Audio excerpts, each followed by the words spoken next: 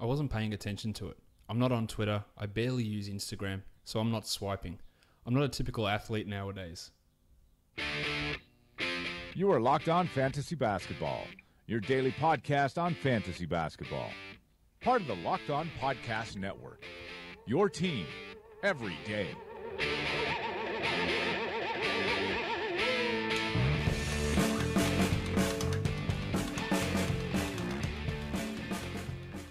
Hello and welcome to the Locked On Fantasy Basketball podcast brought to you by Basketball Monster. My name is Josh Lloyd and I am the lead fantasy analyst at basketballmonster.com, and you can find me as always on Twitter at redrock_bball. You should also go and follow the Basketball Monster Twitter account at baskmonster, and of course the Locked On NBA Twitter account, which is Locked On NBA Net, so you can find out when the newest episode of your favorite team's podcast is available. What we're going to do today is we're going to look at the 4 games from Thursday. We're going to preview a big 10 game Friday in the NBA, and we're also going to shine that player spotlight on the artist formerly known as Taurean Prince. So Michael Bolton, let's get to it. All right, that is a real good idea. The monstrous line of the night goes to Kevin Durant of the Golden State Warriors. 28, 10, and 11. A triple-double for Durant. Second consecutive game with double-digit assists. 6 triples, 2 steals, 3 blocks, 53% from the field on 10 of 19 shooting, and hit both of his free throws. It's one of those games where he is a positive in every single category. A total 8 category line, and just shows just how good that this guy can actually be.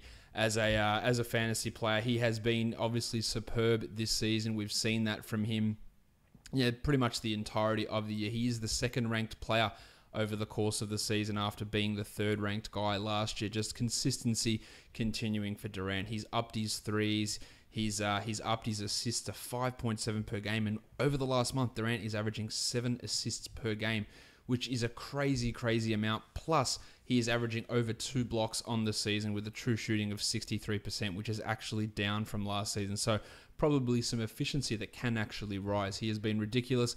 He's a guy that you could have gotten. Definitely didn't have to pick him at pick 2, maybe pick 4, maybe pick 6. I saw him slide in many drafts, and he is just the model of consistency. Look, his last 5 seasons ranks, including this one. So 2 this year, 3 last year, then 2, 6, and 1. And that 6 was the year that he had that broken foot twice, so wasn't quite himself in those 27 games that he played. Absolutely ridiculous fantasy player, and ridiculous on-court player, of course. The waiver wire line of the night is Marcin Plumlee of the Denver Nuggets. 14, 6, and 4 for Mace with a steal and a block. A perfect 6 of 6 from the field, and amazingly, he hit both of his free throws. He has not been great this year. He was the 104th ranked player last year, mainly due to his time in Portland, playing 27 minutes per game. But this year, he is outside the top 200 in only 21 minutes per game, averaging 7.5 and 6. A large part of that is because he is shooting 42% on his free throws and doing it on significant volume. He gets you a block a game, he gets you 2 assists per game, which is also well down on where he was last season. Yes, he has been starting next to Nikola Jokic on and off. I still think it's a stupid decision from Michael Malone, but the doctor, he's in control, not me. In that time, over the last month, he is 168th ranked player, and in the last 2 weeks, 135th. Is providing some value, but realistically, the value is coming from 2 categories. It's coming from blocks, and it's coming from his very high field goal percentage. In those last 7 games, he's a 63% shooter on almost 6 attempts per game, which it doesn't seem like much, but it can be a decent sort of amount to help counteract some poor performances you may have from some other guys. I wouldn't be recommending to pick up Marcin Plumlee in 12-team leagues or 10-team leagues. To me, he's more a 14 to probably 16-team league guy. But if you are in need of some desperation blocks and field goal percentage, maybe he's that guy, because he's going to be on plenty of waiver wires, as we're well aware. The young gun of the night goes to Budrick Hield of the Sacramento Kings. Budrick dropped in 24 points on 10 of 15 shooting. He had 5 rebounds and an assist with 4 triples, 0 steals and 0 blocks. And that's, I guess, one of the things that is sometimes a concern for what Hield can do. His steal numbers have been really impressive, though, this season at 0.9 per game. Last year, he was at 0.5, so we're talking about almost a doubling of his steal rate. Never going to get huge block numbers or huge assist numbers. He's the 119th ranked player for the season, but over the last 2 weeks, he's 62nd And that comes on the back of 51% shooting and not missing a single free throw in that time. So those percentages are really elevating his overall value, not providing much in any of the other categories. Yeah, 14.7 points is nice. His minutes are pretty steady. And I think he's totally fine to own in a 12-team league, guy. But if you've been listening to this podcast for the last couple of seasons, you know that I don't think all that much of Bud as a long-term prospect. I think the Kings are pretty much locked into the fact that he is a sixth-man, 25-minute per game guy who is a high-efficiency scorer off the bench, and that can have value in fantasy. And I think, we see his minutes go up by 1 or 2 as the season progresses here, but he's never going to come out there and be dishing huge amounts of assists. The rebounds have been all right, the steals have been nice, but he is a high-efficiency three-point guy at this point.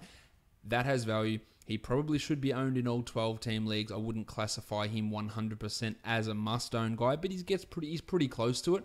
But just understand where his strengths lie and don't expect big changes in his statistical profile. This is just who he is. He is a high-efficiency three-point shooting guy who can give you some scoring, who is also displaying a really improved steal rate this season, which all kudos goes to him for doing that and being more active defensively.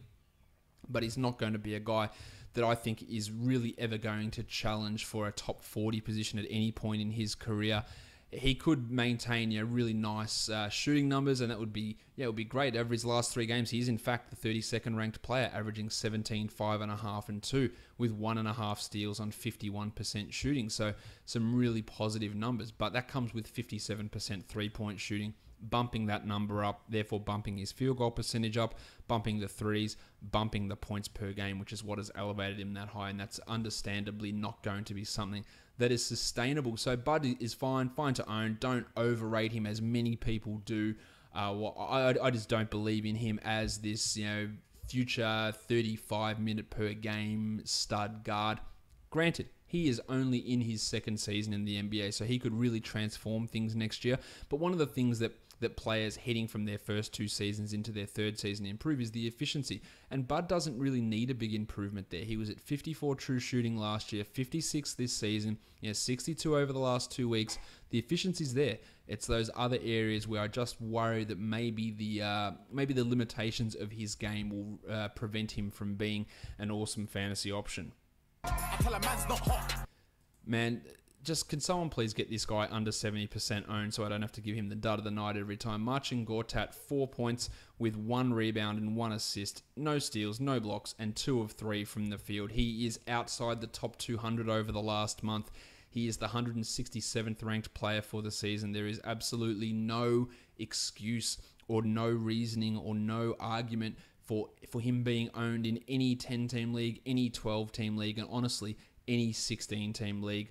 Or 14-team league, probably a 16-teamer. His minutes have been down, really significantly. He's been under 20 minutes for 3 of the last 4, and then today's game, he had 21 minutes in those. He can occasionally get you rebounds, but today he had 1. He hasn't blocked a shot in his last 4 games, and only has 2 blocks over his last 8 games. So if you're hoping to get him as a block streamer, it just isn't happening. He is at under 1 block per game this season. We've seen that rate drop pretty significantly this season, and as much as I like Gortat, he's 34 years of age. He isn't getting better. So if for some reason you're still holding on to him, please just move on. Forget it. It's done. No more Marcin Gortat in 10s, 12s, 14-team leagues. Well, that's the way I see it anyway. Time for question time, and today's question of the day comes from Hank Koshnia, who's on Twitter at Cadeus. And I chose this question because it is Australia Day here, our national day. There is obviously controversy, I guess, over the day with many people wanting the date to be changed because of the sordid history, I guess, associated with that date. I'm not going to get into that sort of debate here, but what the question that Hank asks is, what's an Aussie recipe most of us here in the States would be unfamiliar with? And this is a question that a few people have asked me about Australian cuisine. I look at it and I go, what the hell is an Australian recipe? I can't think of any food that we eat here that is Australian. Now, there are certain ingredients or certain things that we eat, but no like national dish, so to speak. We eat fish and chips. That's not Australian. That's an English thing. Meat pies. Maybe it's a meat pie, as we saw Darren Ravel, trying to eat in that video a while ago, and then redeeming himself yesterday at the Sixers game, and they had the meat pie eating contest at halftime. Is it one of those things? I don't think so. I don't think a meat pie is an Australian thing. I guess we've made it our own, but it's an English thing with shepherd's pies, and that's where that came from. So I don't think there's any real food or cuisine that is famously Australian. We've got ingredients that are quite Australian. Kangaroo, obviously, which amazingly I've never eaten, so I can't tell you what that tastes like. The two things that I came up with that are things that you can actually make, they're in the sweet realm of things. Lamingtons, which is like a chocolate-coated sponge, sometimes filled with jam, but with desiccated coconut on the outside. It's just Google Lamington, you'll see what that looks like. I prefer mine with jam in it, but it's like a sponge cake with the chocolate on the outside, coconut, and sometimes jam in the middle. Or the other thing would be Anzac biscuits, which is like a golden syrupy treacle biscuit with, I think, oats mixed in it. Anzac stands for the Australian and New Zealand Army Corps. I don't even know why they're called Anzac biscuits, what they're to do with the army. I guess they were produced during one of the wars. But Anzac biscuits are quite an Australian recipe. But we've got other things that are quite unique to this country. As I said, kangaroo, Granny Smith apples, the green apples, they're an Australian thing. Vegemite, as you're all well aware of. And yes, we do eat Vegemite. Yes, I do eat it. Yes, I do like it. Pretty much everybody in this country does. I know everybody who eats it in other countries absolutely can't stand it, but we are brought up on it, and everybody here does eat that. Moreton Bay bugs or Balmain bugs, a type of seafood, sort of in between a lobster and a prawn, in that middle size, beautiful seafood.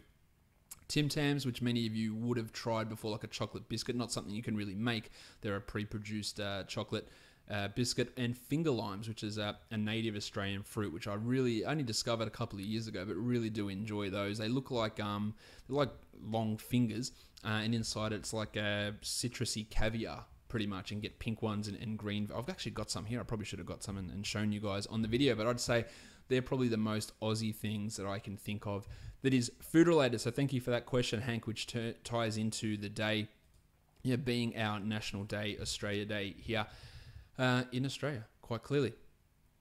All right, let's get into these games now and break them down. The first one, the Sacramento Kings and the Miami Heat, both teams debuting their City Edition jerseys. We know the Miami Heat have the best jersey in the NBA with that City Edition Miami Vice jersey, which is sold out everywhere. Can't seem to get one of those.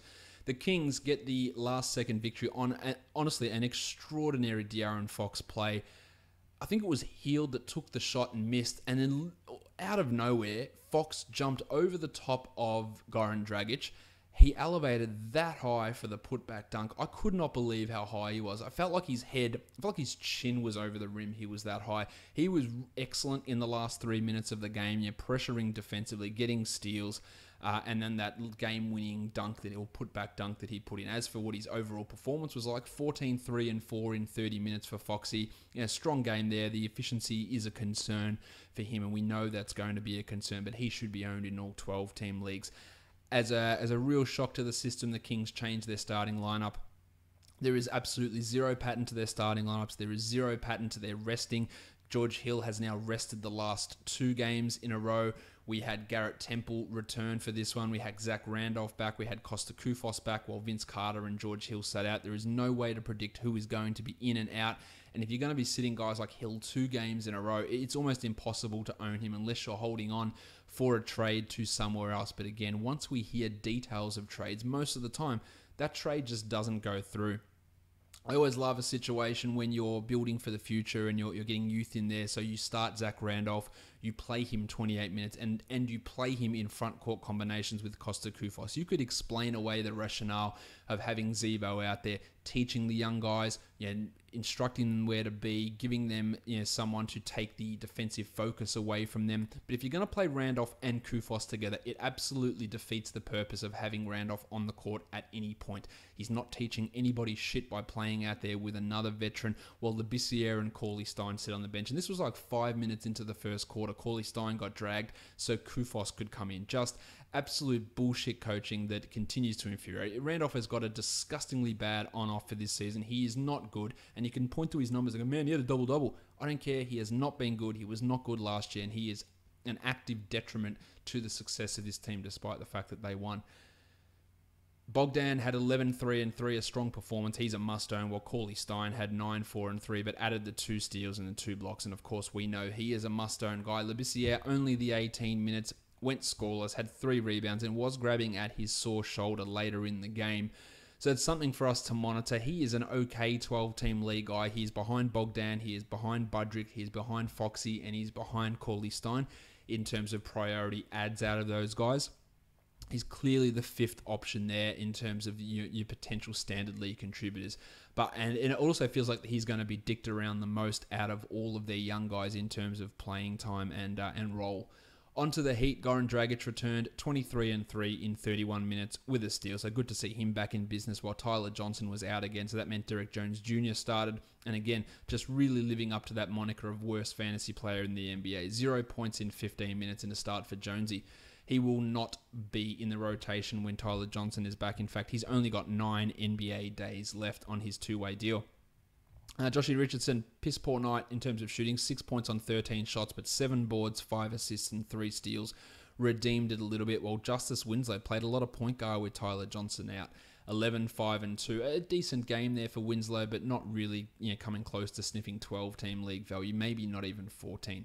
Jimmy Johnson definitely didn't make us proud. 4-8-4 in his 29. It's still not horrendous, but his numbers have dipped quite a bit recently. And I'm not thinking that he is an absolute lock must-own guy. I would still hold him, but the numbers have tumbled.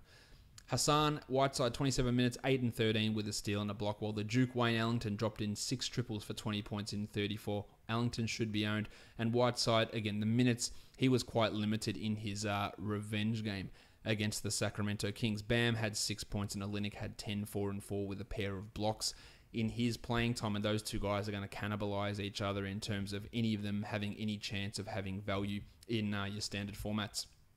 Wizards got smacked by the Thunder. Bradley Beal had 41, 12, and 7 with 6 triples and 2 steals, but played a whopping 46 minutes, which is never going to be good for any player to play 46 out of 48 minutes in a game. He was excellent, though, super efficient. The free throws, again, they've been a little bit down from him lately, only 71% here, but that's brilliant from the field goal spot with 58%. Johnny Wall had 21 with 12 assists and 5 triples, and we had a Markieff Morris sighting. 38 minutes for Morris, 20 points, 9 boards, 2 steals, and a block, and that's fantastic.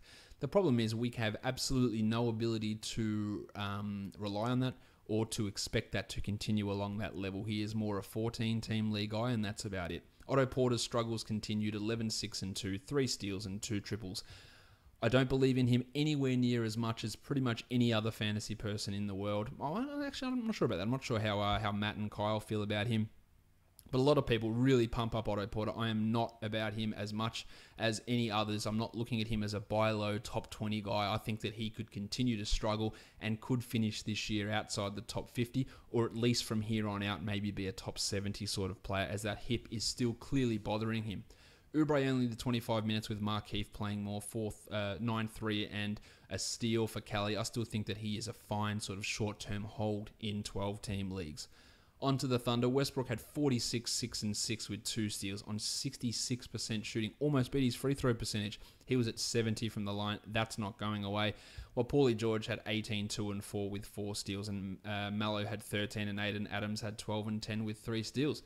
That's it, really, and then not much else happens for the rest of this team. But Terry Ferguson, an interesting performance from him. He played 25 minutes and he closed the game over Andre Robertson. This is something I spoke about, I don't know, maybe 2-3 weeks ago, with the way that Ferguson had played with Robertson out. I said there will be situations, I think, that they will use him in their closing lineup when they don't want to be dealing with a Robertson hack situation, or they don't want to, or they're in a situation where they need offense and not defense. And that's exactly what we saw here. Billy Donovan said after the game he didn't want to be having Robertson get out there and shoot free throws, so they closed with Fergo. I think he's going to be an interesting type player and a starter at some point in the NBA in the next 3 years. He can hit some threes at times, but he does have a lot of work to do in other areas of his game to really be considered an elite fantasy asset, which he's clearly not at that level just yet. The next game we take a look at, the Knicks and the Denver Nuggets. Tim Hardaway Jr. was out of this game to rest. It's the first half of a back-to-back, and he played 35 minutes on Tuesday, so they decided to hold him out. With him out, they had Rugged Ronnie Baker starting, because why not? 12 minutes for Rugged Ronnie. 0 points with 2 rebounds. But the guy who benefited the most was Trey Burke.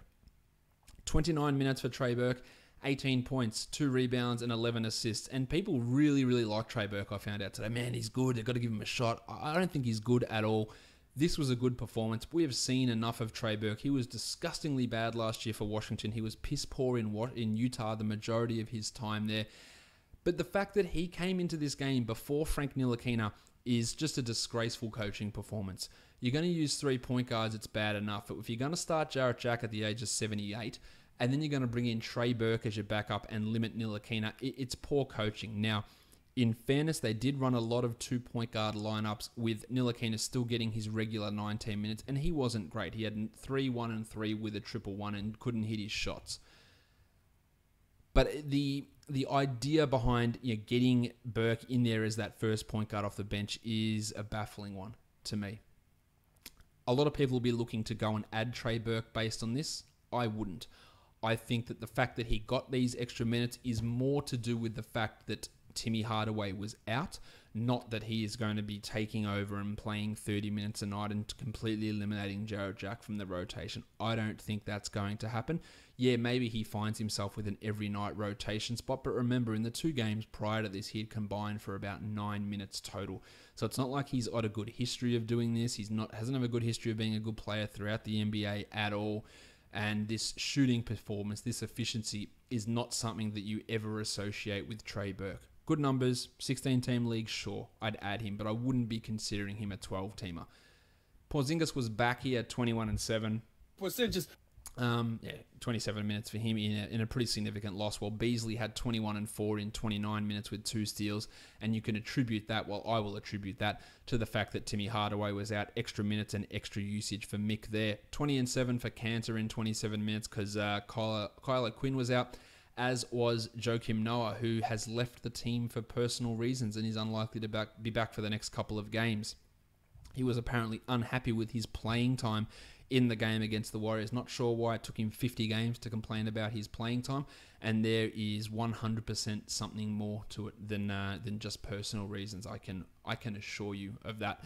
There is way more to it, and that's all I will say on that matter. Bill Hernan-Gomez played the backup role, 15 minutes, 9 and 2. I think these last 2 games should give you that idea that if you're looking to grab Hernan-Gomez, or if you're looking to stash him, if you have been stashing him, it's going to require 2 moves for him to become a fantasy standard league guy. It's going to require a Kyler Quinn trade, and it's going to require an Enes Kanter trade or an Enes Kanter benching. And I'm not certain that happens because, as I've said all the time, Kanter is just a significantly better version of Hernan-Gomez, and he's not that much older. I could always be wrong. We'll see. Denver, Gaz Harris.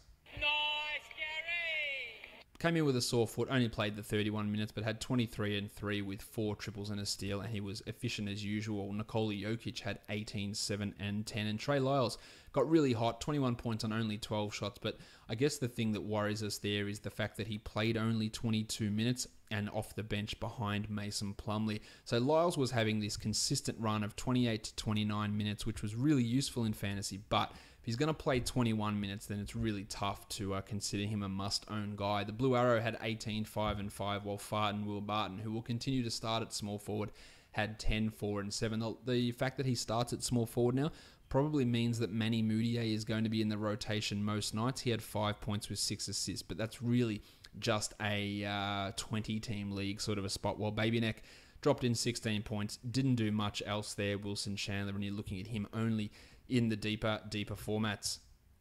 The last game of the night, the Minnesota Timberwolves and the Golden State Warriors. No Jim Butler again, so Nemanja Bjelica started. He played 37 minutes and had 11, 6, and 3 with 2 steals and 3 triples, and that's solid. He's been good. But the likelihood is that Butler is back for the next game, pushing Bjelica back to a 17, 16 minute a night role. Jeff Teague, 17, 3, and 7. Efficient shooting, but I think the biggest thing that stands out here is that Karl Anthony Towns took 24 shots. After this bullshit of him taking 7, 8 shots per game in Butler's absence, he took by far the most shots on the team. Wigo had 18 and Jamal Crawford had 16, so good to see Towns being more aggressive, dropping a 31, 11, and 5. Crawford had 21 points with 5 assists. I was just on the Locked On Wolves podcast today, and we were talking about Crawford, and Colton was saying, is there a chance that you could just hold Crawford on your roster and hope for these explosive games? Of course, he comes out and does this after I said, no way, I don't want him to do anything to do with this guy as the 250th ranked player who's averaging like under 1-3 per game. He comes out and drops 21 in 26 minutes. In large part, that is to do with Butler's absence, him getting more playing time, and you shouldn't be looking at Jamal Crawford in anything outside of deeper leagues. 10, 4, and 3 for Wigo. Really standard line apart from the 2 steals and blocks, but a piss poor night in terms of efficiency. On to the Warriors. Steph had 25, 5, and 9 with 3 steals. Thompson had 25 and 5 with 7 triples, and Draymond had 9 and 8 with a steal and 3 blocks. So basically, just the same shit that happens every single game for this team. There's really nothing to talk about. Nobody's changing in value. There's no rotation spots coming up. There's no changes in things. There's no movement. Everything is as consistent as it comes, with the exception of what they do with the backup big man minutes. But for now, with Jordan Bell out, it's Kevon Looney, it's Dave West, and Zaza Pachulia starts, and that's it. And this team is just as consistent as they come, and that gives us pretty much no ability to do anything with it fantasy-wise. No up-and-coming guys to grab or anything along those lines. All right, I'm going to take a quick break. Then we're going to come back, shine the player spotlight on Taurean Prince of the Atlanta Hawks, and preview a big 10-game slate for DFS for Friday. Today's song comes from Jake McKelvey and the Countertops. I don't have the name of the song here, so I'm just going to play it, and we'll see how it goes. I'll be back to talk DFS and Taurean Prince in a minute or so.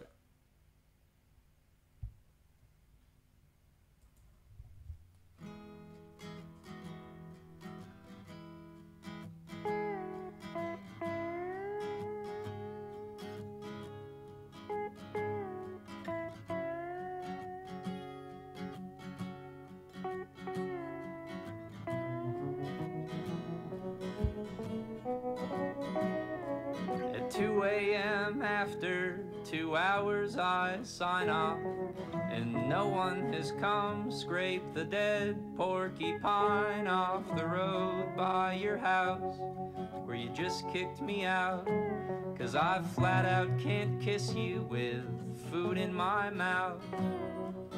I flipped my lid for the dead pilot starter, had breadsticks for breakfast, so now I have heartburn. I figured I'd find her, 'cause nothing's much finer than you and your apron and me and my sideburns.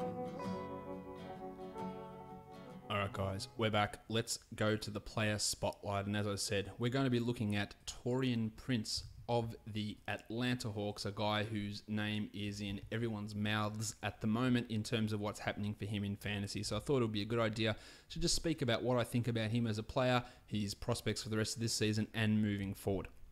Let's start off by saying what he's actually done this season. He's the 94th ranked player. So you can tell me, you can tweet at me that he's trash, you can comment that he's trash. He's still a top 100 player, averaging 12.2 points, 5 rebounds, 2.5 assists, 1.7 steals, 1.7 threes, a steal, 0.6 blocks, 43, 79, and 40% from 3. Basically, he is a perfect low-end roto guy because he's not standing out in any one category. He's providing basically average value in nearly every area, with the exception of field goal percentage, where he's a little bit under. But basically, just a solid roto guy, mid to late round player who provides average numbers right across the board, which is exactly what you want in that category. He has upped his minutes from 17 per game last year to 30 per game this year. Now, I understand the criticisms. The last month he has been poor. He's only at 10.8 points. His rebounds, his assists, his steals have dropped. His field goal percentage has dropped even further. His three-point percentage has dropped in that time, and the numbers haven't been good. And we can look at his last couple of games. Points totals in his last 7 games. 1, 2, 7, 7, 17, and 2 is piss poor.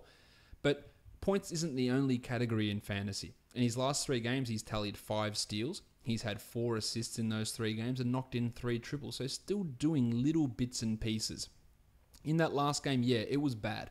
13 minutes, and Mike Budenholzer said, I took him out because he made some mistakes and he needed to learn from that. That doesn't mean that he is playing 13 minutes a night. It doesn't mean he's going to be benched at any point moving forward. And I think that his minutes will come back up. And this is a slump. He is struggling. I think the finger is bothering him a little bit, despite the fact that when he returned from that injury, he put up 2 really big games, a 20 and a 16-pointer. The usage is down. His confidence is down recently, but I do think that he bounces back. But in saying all this, I don't think that he's a very good real-life player, and I don't think that he is I don't think he's got starter upside on a top 20 team in the NBA, not even a playoff team. I don't think he is that good. He is an older second-year guy. He's already 23 in his second season, but often we'll see these older guys, even in their third and fourth year, and quite commonly in their third year, really pick it up and start to improve. One thing I think we could see him work on, the steal numbers have dipped a little bit recently, but he could be a 1.5 steals guy. He could average a block a game, but I think he could really get the passing going and be a 3.5 to 4 assists a game guy. And that's something that does improve quite significantly as you experience more in the NBA. He's taken his per 36 assists from 1.9 to 2.8, so already an increase there. He's taken his usage up this season, but one of the more important things with that usage is he's taken his true shooting from 51 to 54 with a 2% rise in usage rate, which is always an important thing. And the other thing that's important is that even though he is a second-year player and he was a first-year guy last year, his on-off was positive in both those seasons. It wasn't great. It was 0.8 this year and it's 0.4 last year. But still, when you're not sitting at -2, -3 as a young guy, that is impressive. Despite the struggles this year, he's improved his box score plus minus. Still a negative, but we're not talking about a horrendous number, but still a below average there. The PER's poor. Win shares are still well below average. So he's not someone who's looking at this point like he's going to translate ever into a star, but it's really hard to write guys off after 2 years, even though I spent 5 minutes doing that with Bud early on in the show. I think he can be solid. I think he's in the right spot to do that. I think he can really improve in certain areas, steals, blocks, and assists, particularly next season or the year after. But I think his ceiling is probably, a best case scenario is probably top 50, best case. But if he can find himself on this rebuilding Hawks team playing 31 or 32 minutes a night for the next 3 seasons, you could easily see him having multiple top 70 seasons in that point. Got a long way to go, got a lot of areas to improve on, but the impressive part of what I've seen from him this year is increasing the usage, but also doing it while increasing the efficiency and doing it while increasing more self-creation, while being able to take the shots that you're creating yourself. Last year, 72% of his shots were assisted. This year, we're at 62%, so an improvement there. But the more, stunning thing is he's only at 44% assisted at the rim, which is at the 89th percentile for his position. That's down 21% from last year. So getting himself to the rim way more easily than what we saw last year. He's taking 97% of his threes in catch and shoot type situations, so that's something he needs to be able to work on, but maybe he just isn't able to do that in terms of taking pull-up threes just as a catch and shoot guy, but working in other areas and improving efficiency along with usage and more self-creation is a good sign. I still do have my doubts about Prince. While this is a good buy low opportunity, don't buy low thinking that he's going to ever develop into an elite wing player along the lines of a Kawhi Leonard or anyone in that sort of a realm. He is more in that mid-range. He's not even a Paul George type of guy. He's in that mid-range guy who probably on a good team is a Jay Crowder or something from this season. And Crowder's had some good fantasy seasons, but more if he was on the Cavs, he'd be worse than Crowder. That's sort of where he could be on a good team. So I don't have massively high hopes for Taurean Prince, but I do think he should be owned in all leagues this year. So all 12-team leagues at least. And I'm riding out this bump because there's no indication to me, despite this little slump, that it's going to be a prolonged thing. And he could, from now on, he could realistically have top 75 value from here on out. He might not, but it's a realistic proposition. And depending on who else is on your wire, there probably isn't going to be many guys out there that have that ability, even though they might be currently outperforming him. The perfect lineup on FanDuel: Russ Westbrook 62.2, Trey Burke 36.9, Bradley Beal 66.9, and Jamal Crawford 29.6. Iguodala had 26.5 and Durant had 64.5. Markieff dropped in 36.8, Taj had 30.5, and Karl Anthony Towns had 47.7. On DraftKings, we've got Burke at 38.5, Beal at 72.5, Courtney Lee 33.25, Durant at 70.5, Mason Plumlee with 31, Westbrook 64, Markieff Morris at 36.75, and Jamal Crawford at 30.75, and that gave you a total of 377.25 for a cost of $49,000 dues. There are 10 games on in the NBA on Friday, so a busy DFS slate. The first one of those games that we are going to look at is the, who is it? It's the Atlanta Hawks and the Charlotte Hornets. The Hornets are favored by 6.5, and the total is 210 points at point guard. Schroeder's at 7,300. I like it for cash, and I like it for tournaments. He feels as rock solid as they come, with almost like a 32-point floor and probably 40-point upside, which I guess takes him a little bit out of tournament calculations, but a strong cash option nonetheless. You can use him, or you can use Kemba Walker at $1,000 more. I know which one I would take. Yeah, Kemba might give me 4 or 5 more points, but I'd rather save that $1,000 and still have a similar upside and a pretty much identical floor. So I would take Schroeder over Kemba Walker given that price discrepancy. At shooting guard, you've got Nick Batum at 6,000. Amazingly averaging 30 over the last 5 and 31 over the last 3, which is bang on where you want him to be at that $6,000 price point. I'm not sold on using him for cash, even though the matchup is a positive one for him, but you could do a lot worse than getting him in there. Well, Jezza Lamb at 44 is strictly going to be just a tournament guy. Kenty Bazemore's at 5,300. Now, the Hornets are very, very good at limiting production from shooting guards. Batum and Kid Gilchrist provide quite good defense there. He has been a little bit underwhelming lately. Kent, more of a tournament guy here, mainly given the matchup. Kid Gilchrist is at 49. Taurean Prince, formerly at 4,800. We know that Prince has struggled, as I just highlighted there, but I would be interested in using him in GPP. His ownership is going to be significantly lower, I think, while Kid Gilchrist has a super positive matchup. Small forwards have done really well against the Hawks recently, so he is a guy that can have these weird, inexplicable 9 of 11 shooting nights where he drops in 20 points and has 4 steals. Like these dumb games, they happen 1 out of every 20, but that's what makes him a GPP type of guy at a sub 5,000 price. For power forwards, Marvin Williams at 4,600. Big minutes, big production in the last game. I think he's okay for cash, but I'm not really keen in tournaments. Kaminsky, Ilyasova, not interested. While the Baptist, John Collins is at 5,700. This guy is still averaging 29 over the last 5, despite some boot holes at Dickory. Had 43 in his last game, and the matchup's not a bad one here. So I'd feel all right about getting him involved and hoping we get that minutes push up to 27. The foul issue could be a problem, and that's why maybe you lean more tournaments. At center, The Undertaker, 4,800. That's a pass for me. Dwight Howard's the one we want to look at, but he is at 9,900. Now, this matchup is almost as good as it gets. Not quite Brooklyn Nets level, but centers against the Hawks have been putting up absolute monsters. We know that this is Dwight's former team. He had 44, or he's averaging 44 in his return bouts against them. 9,900 is a lot. I would still look at him as a tournament guy. His lowest score in his last 5 is 46 points, which is a bloody fantastic floor, but only a maximum of 53. I think there are going to be other options out there, but using Dwight is absolutely not a bad decision, I don't think. Just given how well he is playing at the moment, which is, honestly, we can hate Dwight as much as we want, but he has been really, really good.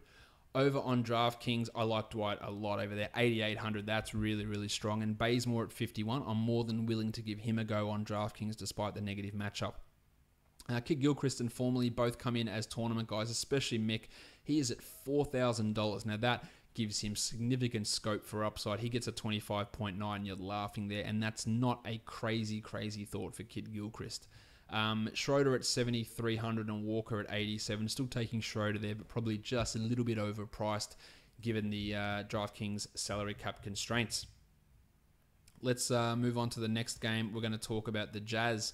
They're taking on the Toronto Raptors. The Raptors are favored by 7.5, and the total is 207.5 points here. Kyle Lowry is at 7,800. I'd love that for Lowry if it wasn't against Utah. So for now, let's just throw that into a tournament, and that's about it. While DeLon Wright at 43 and last game's hero, Freddie VanVleet, is now at 4,500. He dropped 50 in that last game. We know that we're not expecting the blocks. We're not expecting that level of efficiency or that level of offense. So he is a guy that, at that level of elevation in price, I don't think we're expecting a repeat performance from Freddles Van Vliet. Shooting guards. Actually, I didn't talk about ravishing Rick Rubio.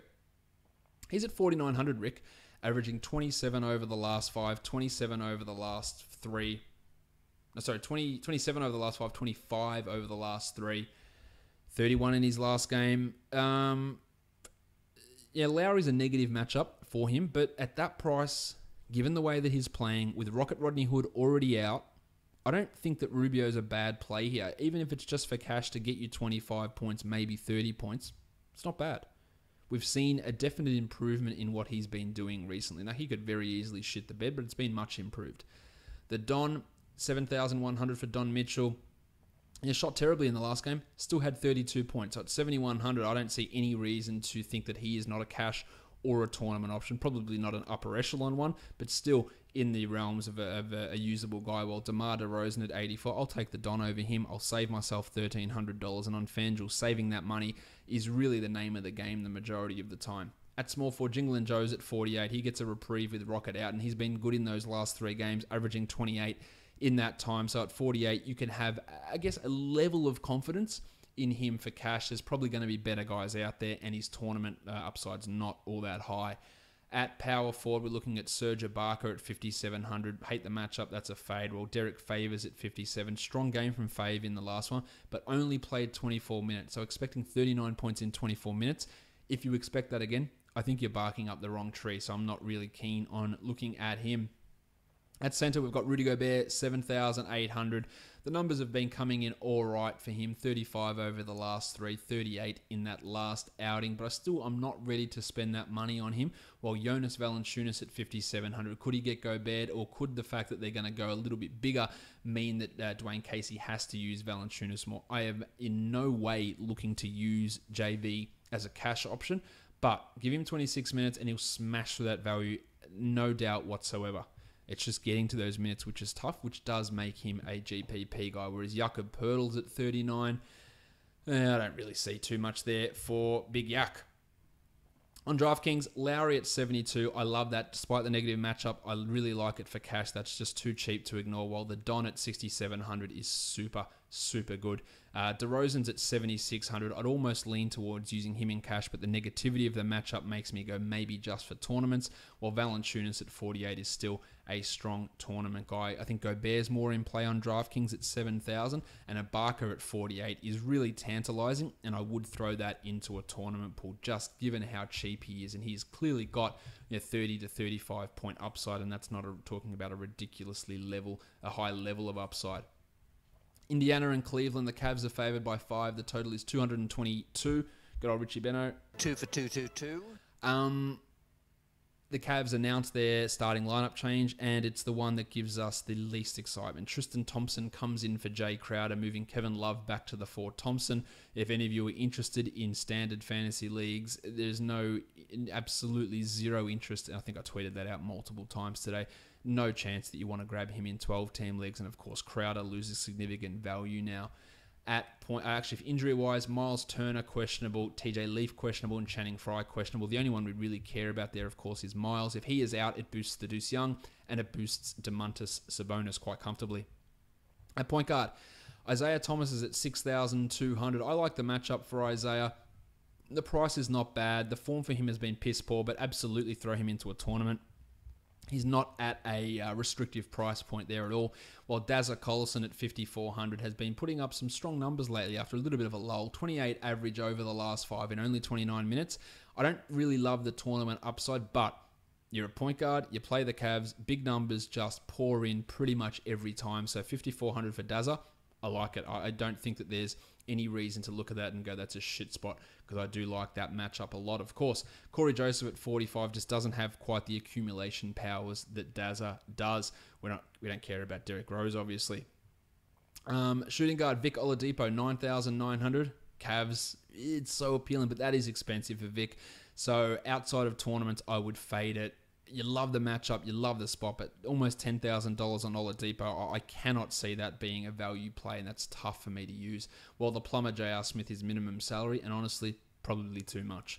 Dwayne Wade's at 4,300. Just too many guys there, while Kyle Korver at minimum. He's just not getting enough minutes to even be a value tournament guy. LeBron James. Let's go. 10,900 for LeBron.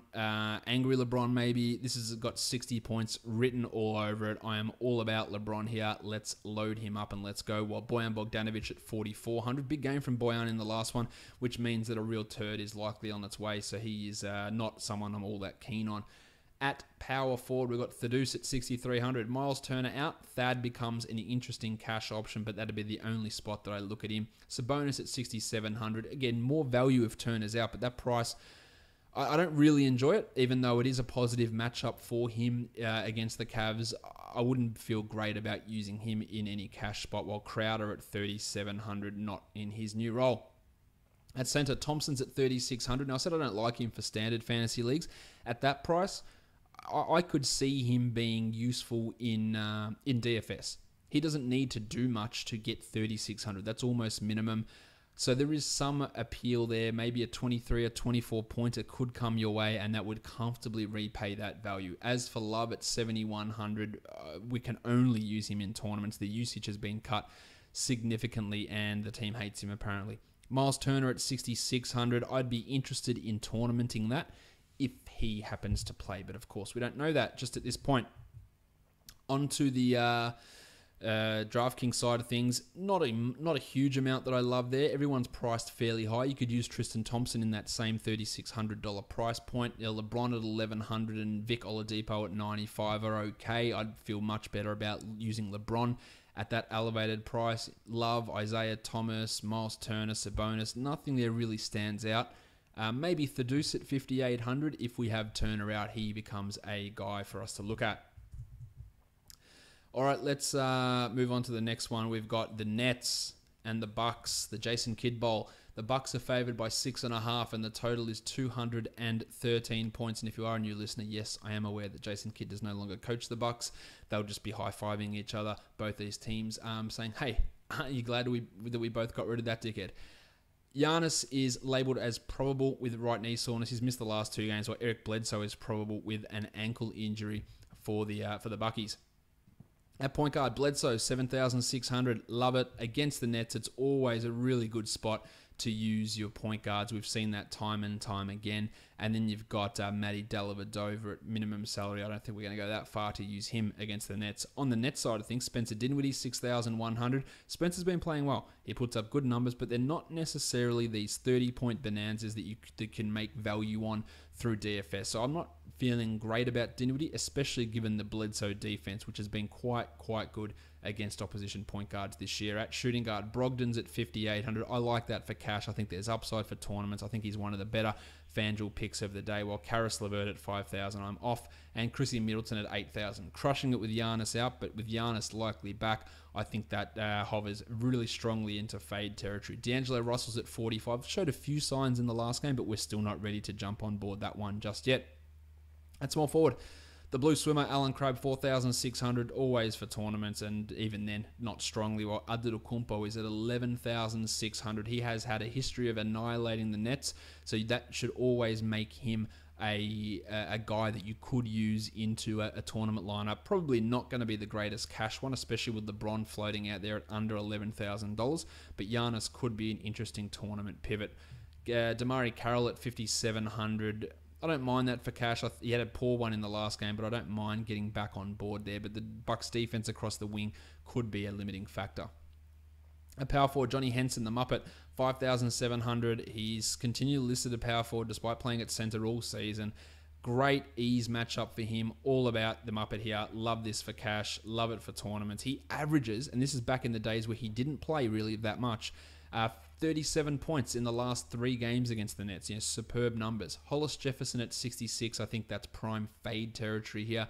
And the centers, we don't have really much at all. Thon McCurr, Jarrett Allen, Tyler Zeller. If you're going to take a flyer on someone, it's Allen, who had a 30 FanDuel point double-double in his last game. But when the Nets are rolling out 4 centers every night, it's really, really difficult to rely upon that to be a reliable source of points. And I said reliable twice in that sentence, I'm aware. Over to the next one, or onto DraftKings, sorry. The Muppet is at 4,900. That is really, really strong for DraftKings. And Brogo at 5,500. Two of the better plays of the day, I believe, over on DraftKings. Adetokounmpo is at 10,400, and he absolutely then is in that LeBron conversation for high price wings that you want to use, and probably on DraftKings is preferred over James. While Bledsoe at 75, we've talked about the Nets point guard defense ad nauseum, so he is clearly in a strong spot there. Also, not much else that I'm really loving though on the DraftKings side of things. Let's go on to the next one. It's Lakers and Bulls. It's not your Magic Johnson, Michael Jordan battle. It's Jaren Grant versus Tyler Ennis in that backcourt. The Bulls are favored by 3.5, and the total is 220 points. At point guard, we have got Jaren Grant at 6,300. I feel really hesitant about using him. He was shit in the last game. He had a big game in that game against the Pels. Yeah, maybe in a tournament, but definitely not for cash at that price. Ennis, we have no interest in whatsoever, while Alex Caruso could have something, but he is labelled as a shooting guard, but really nothing overly exciting there. Zachary LaVine, 5,400, minutes rising, all about that. That is one of the best plays on FanDuel, and he would be an absolute lock for me in my cash lineups. Kentavious Caldwell-Pope at 51, you should never lock into a cash lineup, but he is a tournament guy, especially against the Bulls, who give big numbers up to shooting guards, like huge, huge numbers, and that should really ring those alarm bells for Caldwell-Pope for tournaments. Jordy Clarkson also been killing it lately, averaging 48 over the last three, and therefore his salary is at 7,500. Now, Clarkson's minutes could disappear at any point. They could go with weird Caruso, Ennis, Vander Blue, whatever bullshit they want to run out there at point guard. But Clarkson seems to have Luke Walton's trust at the moment, and he could be useful. If it wasn't for the Bulls and their shittiness, I would say, defending guards, I would say it's too expensive for Clarko. But given the way he's playing, given the state of the matchup, it's absolutely in play for tournaments, and maybe even a little bit there for cash. Justin Holiday at 56, I think we're probably fading him given how he's sort of dropped off recently with the ascension of Zachary LaVine. Ingram's at 5,800, has struggled, but I like the spot for him. I like the matchup. I'm all about Ingram here, cash and tournaments. While the Denzel the Hammer Valentine at 4,600, that is a strong, strong fade. Along with, shout out to Stacey King, David Nwaba, which, actually, I'm giving him credit. He didn't, that's not how he said it. I'm pretty sure he called him Norba. Was it Norba? And that was the Wizards guys that called him Norba. What did Stacey King call him? Someone else. It wasn't Nwaba. I know that much. $4,000 for David Nwaba. We can fade that one. At power forward, Nick Mirotic, 6,200 for him. Just don't like it. Limited upside with the minutes. I know he can produce in that playing time, but that's just a little bit too expensive. While Lauri Markkanen is at 6,600. Much rather take a GPP flyer on him. On the, actually, let's go Punch Bob Shitbloke, 4,500. Is it likely to be a blowout? No. Are you likely to roster Punch Bob? Then the answer to that is also probably no. The future MVP, Kyle Kuzma, comes in at an extremely sexy price at 5,600. I'm all about that. I'm not a huge Kuzma fan, but at that price, I think you can reach floor pretty comfortably with big upside. So I like that. While Larry Nance at 56, much rather take Kuzma over Nance, despite Nance's defensive abilities. And Julius Randle at 67 also. Not feeling that as a strong one. Brookie Lopez and Robin Lopez, 42 for Brookie, 43 for Robin. I'm taking Robin every day of the week, and I actually think he can be a really cheap center. Maybe that enables you to get a LeBron and Giannis combination going on the wing, but I think that Robin Lopez, given the matchup, does have a little bit of value here. On DraftKings, Clarko at 73, the same sort of stuff I talked about on FanDuel can be used, while LaVine at 59, while he's not as much of a lock as he is on FanDuel, he is still in a pretty bloody good spot. Markkanen at 66, also a decent GPP option. Randall and Mirotic are too highly priced. Ingram, I'm probably out on there. While the future MVP at 6,300 is definitely not anyone that I am feeling super sexy about. Let's crack it on to the next one. That didn't look too good, did it, on my graphics? Apologize for that error. The Rockets and the New Orleans Pelicans. The Rockets are favored by 3.5 on the road. The total is a whopping 228.5 points here. Let's take a look at the point guards, and we're talking Chris Paul against his former team, 9,600, has done very well against them in the past, mainly because they haven't had much going defensively against point guards, and they're actually one of the easier teams to go against this year. Also, 9,600 is probably a little bit high for Chris. Maybe a look for a GPP, but with everyone healthy, I think that's more of a stay away spot. Rajon Rondo, it could not get more stay away in my opinion. Jameer Nelson and Ian Clark, I'm not caring about. At shooting guard, Drew Holiday, 7,700 in. Love the floor, love the upside, totally in there. While Eric Gordon, that price just looks at you and go, come on, man, take him, take him, take him. 4,800, we know the drop-off with Harden and Paul playing there is significant, but at that price, he hits 6 threes and you're almost there already. So I do like it for tournaments, but that's really it. Well, Jimmy Harden's at 11.4. Give me LeBron over him at that high price mark, but Harden at that price, floor is a pretty safe bet. You're getting your 50 at least as a floor, I think is a decent bet with comfortable 65-point upside. So really hard to go past him. The small forwards, eats one more. Darius Miller, strong fades for me for both guys. While Ariza at 53 really rebounded in that last game, and I don't think that he is a horrible option, but I also do think that he is a limited upside and non-stable floor guy, which are the type of players I tend to stay away from. We're also not caring about Tucker or Dante Cunningham. At power forward, Ryan Anderson at 4,200. No. Although, no. I was going to say it's a revenge game, but no. Mamute at 3,600. Let's move on. Boog Cousins, 11,600. Boog has played well against the Rockets before. I don't think you should have really any concerns about getting him. I actually didn't talk Tone Davis. Talk about him in a sec. Boog at 11.7 is fine. Tone at 11.5 is fine. We know they've got strong floors. We know they've got high upsides there. Tournament and cash guys basically every time out, with the exception of if you go up against Utah. The other center, Clint Capella, 7,800. Really dislike this matchup for Clint, so he is on the strong fade list. On DraftKings, Boogie at 10.9, Tone Davis at 10.7 are really, really good plays at that price. I wouldn't go both of them necessarily, but we have seen this year, one of them going off doesn't preclude the other one from going off. So using them as a stack is not a bad decision. Drew at 6,900. Giggity! Is awesome, and Jim Harden at 11.4 also pretty strong, while Chrissy Paul 9.3, he becomes a tournament guy. Now, I passed over Darius Miller on FanDuel, but he comes in at 3,500 on DraftKings. He is going to get every opportunity possible out there playing those Rajon Rondo minutes, and hits a couple of threes, and he can get to there. With that 3-point bonus on DraftKings, he is more in play on that site than what he is over on FanDuel. Let's move on to the next game. It's the Clippers. They're taking on the Memphis Grizzlies. This has just got shit show written all over it. We know DeAndre Jordan's back and Jawan Evans is out. But for Memphis, we have got JaMychal Green out, Chandler Parsons out, Jim Ennis III out, and we've got 3 questionable blokes, Jarrell Martin, Tyreek Evans, and Benny McLemore. Of course, if Evans is out, then you're opening up your Wayne Seldons. You've got your Mike Henrys there. You've got Mario Chalmers becoming an option, Andy Harrison. If Jarrell Martin is out, you're opening up Ivan Rabb and Deontay Davis.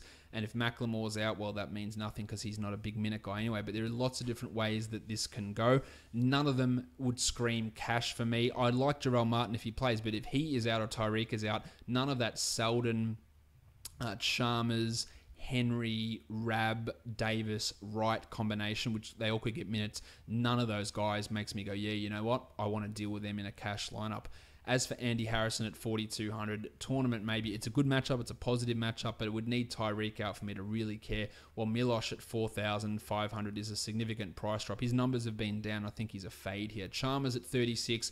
I would be all about that if Tyreek is out, but the last game Tyreek missed, he only played 23 minutes and had 19 points. But that's not far off $3,600 value. In fact, it's above value there. So there is something to be said for using Mario Chalmers if Tyreek is out. At shooting guard, Mike Henry, 3,800. The minutes have been okay for him. The production hasn't been awesome. Of course, just a really weird tournament guy. While Ty Wallace at 44, I've been impressed with him on the court, but not so much with his DFS production. Wayne Seldon Jr. at minimum salary. Absolutely, I'd be including him in tournaments if Tyreek is out. And if I'm doing multi-entry, he would be in my pool even if we don't hear news on Tyreek, because that could come in and give you a 30-pointer for 3,500, and that's a real big way to go ahead and winning those. Lou Williams at 8,500, a little bit down the last game, but I don't care. I'm in on him, while Tyreek at 7,900. I think that he would be tournament worthy. Wes Johnson at 47, putting up some pretty consistent defensive games, but given the variable nature of steals and blocks and the fact how much they're weighed, and if you have 3 versus 1, it really does change your score significantly. It's hard to rely upon him as a cash guy, while Dylan Brooks at 43 has very limited appeal. Jarrell Martin at 46, I like it for cash if he plays, but we don't know that yet, of course. While Blakey Griffin at 8,700. I don't think the upside's really massive for Blake here, but I do think that he has got a really strong floor, which is exactly what you want as a cash play. The table, Montrezl Harrell's value has disappeared now that DeAndre is back. Speaking of DeAndre, 8,000 for him. Don't love it against Marc Gasol. That's a fade, and I'd almost say the same thing for Gasol at 7,700. I think there are much better center options out there rather than those two blokes. On DraftKings, I love Lou Williams at 8,000. I think that's really, really good. Wes Johnson at 45 for a tournament is worth a look. And then, of course, we're looking at guys like Jarrell Martin if he is ready to go. Or you could take a flyer on a Wayne Selden at 3,900 or Mario Chalmers at 39 if Tyreek happens to be sidelined, which, of course, we don't know. And the Grizzlies often or nearly always won't update before the contests lock. The Philadelphia 76ers and the San Antonio Spurs. TJ McConnell is likely back for this one, as is LaMarcus Aldridge, who missed the last game. Trevor Booker has a dislocated finger, Jared Bayless with his wrist problem, and Markelle Fultz with whatever the hell is going on with him. I think it's highly unlikely that Fultz plays here. If Bayless is out as well, you're going to have Timothé Luwawu-Cabarrot get another start and some more minutes for Justin Anderson. And if Trevor Booker is out, I'd expect Richaun Holmes to pick up those minutes and become maybe a GPP type of a guy. At point guard, DeJounte Murray, 5,800 for DeJounte. This is like an average matchup for him. We saw him be okay in the last game, nothing like the Cavs performance. But at a $5,800 price tag, the upside and the appeal is taken away from DeJounte here, I believe. Tone Parker's at 42, and I don't care for that. Bayless, Fultz, no, don't care either. Pat Mills at 3,900, always worth a GPP look. Played quite well against the Sixers last time out, but I don't feel super confident there. Well, Timothy John McConnell at 4,800. If he does return, it's a nice sexy price drop. If Bayless is out, I would be looking at McConnell here, but anyone going up against the Spurs is a real shit show majority of the time. Dan Green's at 48. Big game in the last one for Dan. Manu has been ruled out, so that does give him a little bit of a safer floor, but I'm still not interested. While Forbesy or Luwawu-Cabarrot at 4,200. I'd look at Timothé maybe at 4,200, but his highest score of the year is 23, and that was in one of those last 2 games, and that's not really moving the needle for me at 4,200, so probably not. At small forward, Kyle Anderson's at 63. I think that's probably just a little bit too high for cash, and I don't really love his upside, so probably fade. While Bob Cover's at 6,300. I found this old thread from Covington on Twitter. He was asking people what do you guys think my best nickname is? And honestly, some of the suggestions were just horrendous, just poor. And I'm not saying you had to call him Bob Cov. Lord Covington's fine. We know that, but I think Bobby Buckets. No, that is just a terrible, terrible nickname, and it should just die in a fire and never ever return. Anyone called Buckets it's just a bad nickname. There's already too many buckets in the NBA. The exact amount of buckets there should be in the NBA is 0, and there's already too many of them. So don't throw out this Bobby Buckets bullshit. Power forward, LaMarcus, 9,400 for Aldridge. No Kawhi, okay matchup. I think it's not bad, but probably still a little bit too high. While Dario Saric at 6,400. I love his floor for cash. I feel okay about that. While Benny Simmons at 85. With McConnell back, he might not have that 60-point extravaganza he had the last time out. And the Spurs is a bit of a concern. But he dropped 46 in the first game in Philadelphia against the Spurs. So there is some history of him playing well there, but I definitely am not relying upon it for cash. Davis Bertans, with Aldridge and Gasol both playing, unlikely for him to repeat his performances from the last 2 games. At center, Joel Embiid, $10,000, played well last time against the Spurs, 52 points in that one. That's a $1,000 price dip. The Spurs, again, really limit pretty much every position you go up against, but Embiid, like Simmons, should be a guy that's in the mix in your tournament pools, while Powell at 6,400 is crushing it. He's averaging 34 points in 30 minutes over his last 5, and the 30 minutes is probably the most astonishing part of that. Really playing well, but in this one against Embiid with Aldridge there next to him, I think it's probably going to be fade territory for Pau Gasol. Over on DraftKings, not much I love from this game at all. In fact, I don't think any of these guys have any lockability in cash. And you can put Simmons and Embiid in your tournaments. Aldridge would be the closest guy to a cash guy. Even Šarić at 6,500 is probably a little bit too expensive. While Kyle Anderson at 56, maybe I could say that's a cash option at 5,600 for Kyle. 54 for DeJounte Murray. Again, more leaning towards tournaments there with DeJounte. The next game is the Trailblazers. They're taking on the Dallas Mavericks. Let's have a look at the point guards. Dennis Smith Jr., 6,500. Disappointing performance from Smitty in the last one. He had 43 the last time against Portland. I'm ready to get back on that wagon, but I'm also ready to get back on his opponent. Damian Lillard, 9,400. This feels like a 40-point floor scenario with 60-point upside. Love point guards against Dallas, and Lillard is one of the best. Shabazz Napier, Yogi Ferrell not really doing too much for me, nor is JJ Barea at 4,700, definitely too highly priced. At shooting guard, Christian James McConnell? Yeah, I think it's Christian James McCollum at 7,200, really putting up some consistent lines.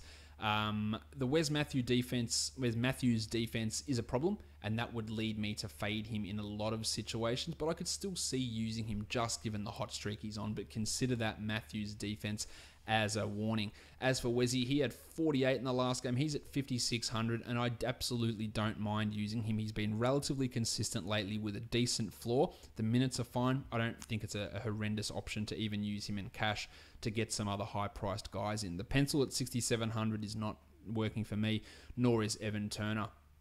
Dwight Powell at power forward is a GPP guy, but that is literally it. And even then, it's not a high priority one. Don't care about Dirk. Ed Davis had a big game with Nurkic in foul trouble and elbow trouble. So hard to really rely upon that maybe as a tournament flyer. While the Chief, Al-Farouq Aminu. Sometimes it may be good, sometimes it may be shit. He's at 5,200. Big game in the last one, so we're probably looking at the shit side of that for Al-Farouq in this one. And a negative matchup, fade away. Yusuf Nurkic, 6,600. He dropped a whopping 8.6 in the last matchup. His last 3 games against Dallas have given you 12.4 points, but in fairness, a lot of that was with Denver.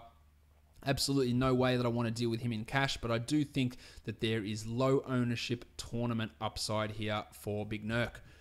On DraftKings, Lillard at 91, I like. McCollum at 68, I like. And Smith at 61, all good value plays there. And not much else really differing too far from the FanDuel. Although I think for Eddie Davis at 34, you could really sneak him into cash just if you're looking for some salary relief in the big man positions. Let's go on to the last game of the day. The Knicks and the Suns. Timmy Hardaway will return for this game. We don't know the status of Kyle O'Quinn, who missed this one. Marquise Chris is probable for Phoenix. Alex Len is questionable with the ankle soreness, and TJ Warren is also questionable. So we could have some Greg Monroe action. Jay Triano also said there's going to be a change to the starting lineup. Does that mean that Monroe starts again? Does that mean that, fingers crossed, Devin Booker starts at point guard and we get more Troy Daniels or Josh Jackson in that starting lineup? That's what I'd be doing if I was Triano, but I'm not, so I don't know what's going to happen. But there is a lot of uncertainty with what will happen with this change, in addition to the questions over Alex Len and TJ Warren. At point guard, Jarrett Jacks at 4,900. Had been pretty consistent up until today's game. Really, really strong matchup for Jack. I still think that he is a fine cash play in a really good matchup. As for Trey Burke, you could throw him into a tournament, minimum salary. I think his ownership is going to be through the roof, but I absolutely don't think it's a bad play. But again, remember, today's game, no Tim Hardaway, and that enabled him to play way more 2-point guard lineups, and I think a 37-point performance in 29 minutes is the absolute pinnacle of what Burke is going to produce this year. Devin Booker at 8,000, I'm aboard that. I think this is a 40-pointer here for Devin, so I'm totally interested in him there. Courtney Lee at 51 is cash without much tournament upside, while Timmy Hardaway at 6,400. A bit of a price rise, but given how good the matchup is, given the fact that he rested today, I do think that that's a worthy spending of that money. I didn't talk about point guards before, Cannon, Ulis, and Ntilikina, because they shouldn't be used. At small forward, Tony Warren Jr., $7,000. Probably with the knee issue, that's not something I'm really interested in, while Beasley at 6,400, too expensive given the Hardaway return, and Joshy Jackson at 42. If you want to do multiple tournament lineups and we haven't heard about Phoenix, although normally we hear in advance, but if you haven't, maybe throw Joshy into your tournament at 4,200 because there's 30-point upside there, probably even higher if he does get 30. A power forward, Marquise Chris at 5,700. I think that's a tournament play also, while Dragan Bender at 36.00 interest. And our mate, Kristaps. He is at 8,700. He plays very well against Phoenix. It is a great matchup for him. I am aboard using Kristaps here. Enes Kanter at 6,200. I actually don't think that he is a horrible play. Probably wouldn't be the guy that I'd use with 10 games on, but not horrid. And of course, Alex Len, we don't know. I don't think he's worth anything, but Greg Monroe is the interesting one again. If we don't hear news on these guys, throwing Monroe into a tournament lineup could work out. As Greg runs in, we realise this could get dangerous.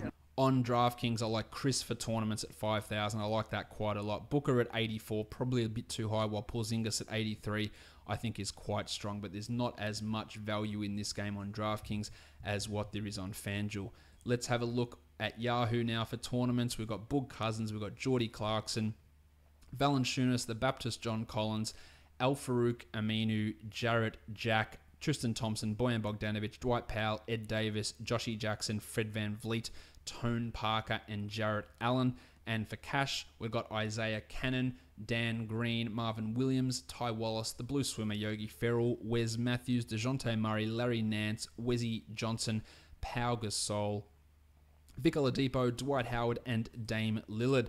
On Moneyball for tournaments, I'm looking at Geordie Clarkson, Dennis Smith Jr., Valanciunas, Chris, Jarrell Martin, Kentavious Caldwell-Pope, Tristan Thompson, Andy Harrison, Eddie Davis, Wayne Selden Jr.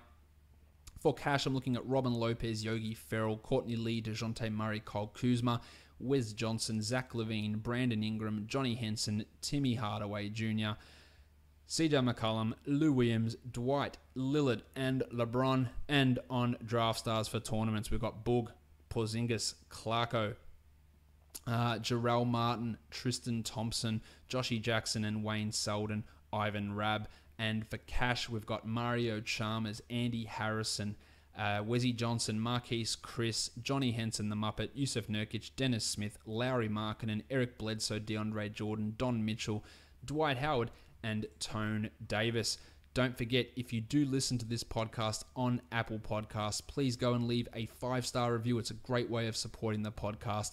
I am Josh Lloyd, and I am the lead fantasy analyst at Basketball Monster. Find me on Twitter at redrock_bball, and find this podcast on Google Play, on TuneIn, on Stitcher, and on Spotify, and on YouTube, where you can go leave that big thumbs up, subscribe, and leave a comment below. Good luck for Friday. Good luck for DFS. Good luck for the weekend. We are done here, guys. Thank you so much for listening, everyone. See ya.